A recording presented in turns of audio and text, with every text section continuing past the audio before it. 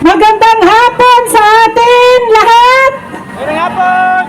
Lahat, pati yung nandoon, nandito, at saka nandyan. Ay, ayan, dyan pala ako haharap ba? O, ayan, magandang hapon sa ating lahat. Alam nyo, itong ginagawa natin sa hapong ito ay upang maparating natin na hindi tayo titigil sa ating mga mumunting boses. Gusto ko lang ipaalala sa inyo ang kasabihang the power of one.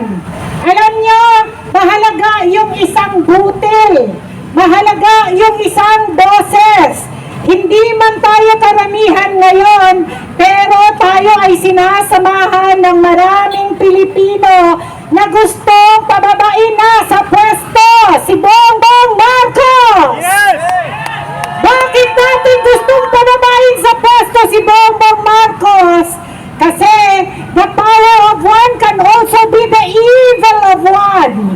Kapag sinimulan ng isang tao, lalo ng namumuno ng isang bansa, ang kasakiman, ang abuso, ang pagnanakaw, lahat po ay apektado at lahat ng Pilipino na 115 ay magsasuffer o kaya'y maluluglok sa kahirapan. Ngayon naman, nandito tayo dahil nais nating muling ipabatid na ang isang boses ng Pilipino na naniniwala sa katotohanan, sa hustisya at sa kasarinlan ay hindi pwedeng busalan. Nandito tayo sa harap ng Kongreso kung saan ang trilyon na pagnanakaw ay nangyayari.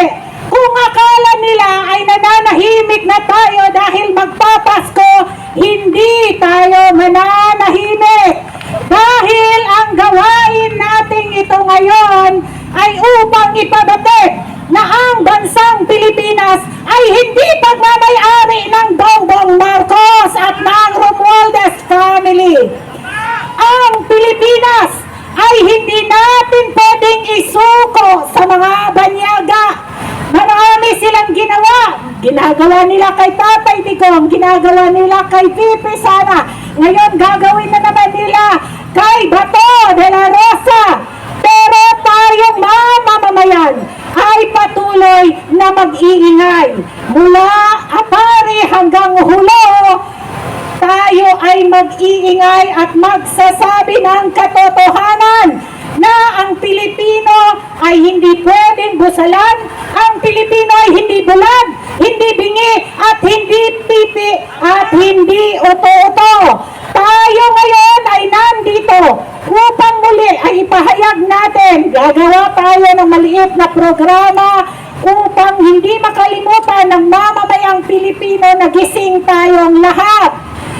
Itong ginagawa nila, akala nila nakalimutan na natin yung flood control project na ginawa nila, ang mali-malitang flood control nila, hindi makakalimutan ng taong bayan at patuloy natin silang sisingilin dito. Yung ICI na nasa ICU ay panahon na upang mamatay.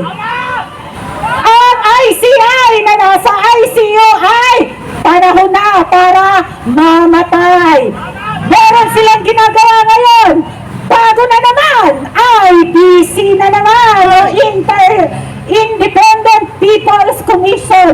Nakakatawa na kayo kahit ano pa ang gawin ninyo, kahit anong komisyon pa ang gagawin ninyo. Hindi namin makakalimutan ang mga komisyon na bilyon-bilyon na inyong ibinulsa. Kahit Independent People's Commission pa yung gagawin ninyo, walang saysay kung hindi aalis sa pwesto si Bongbong Marcos. Kami ay patuloy na magsasalita, tayo ay patuloy na maninindigan para sa kapakanan ng taong bayan. Bakit tayo nandito sa hapong ito? Dahil ang gusto natin na ang mga tao ay hindi makakatulog o hindi magpapahinga sa pagnanakaw na ginagawa sa atin, hindi natin pwedeng pabayaan. Ang power of one. Ngayon, tayo na nandito, sasamahan tayo ng mga kasama natin muli sa darating at takdang panahon kung saan ang lahat ng boses ng Pilipino ay mananaig laban sa korupsyon, laban sa pagnanakaw, laban sa mga abusadong namamahala sa atin. Papayag ba tayo na patuloy tayong abusuhin? Hindi! Papayag ba tayo na tutuloy nila ang pagbubusal sa atin? Hindi! Papayag ba tayo na tayo ay muli nilang takutin? Hindi! Ang tunay na kayumanggi, hindi takot. Ang tunay na kayumanggi ay hindi pipi. Ang tunay na kayumanggi ay laging maninindigan laban sa mga mapang-aping pamahalaan. At makakaasa ka, Bongbong Marcos, araw-araw ka namin sisingilin sa iyong mga ginagawa. Makakaasa kayong mga congressman, saldi ko, si Martin Romualdez, makakaasa kayo na walang titigil sa pagpupukaw ng inyong konsensya. Yun ay kung may konsensya pa sila. Meron pa kaya? Wala! Wala na daw konsensya. Pero tayo ay umaasa sa ating poong may kapal na ang lahat ng ginagawa natin na pagpupunyagi sa bansang Pilipinas, ang lahat ng ginagawa natin para ipaglaban ang Pilipino ay kanyang diringgin.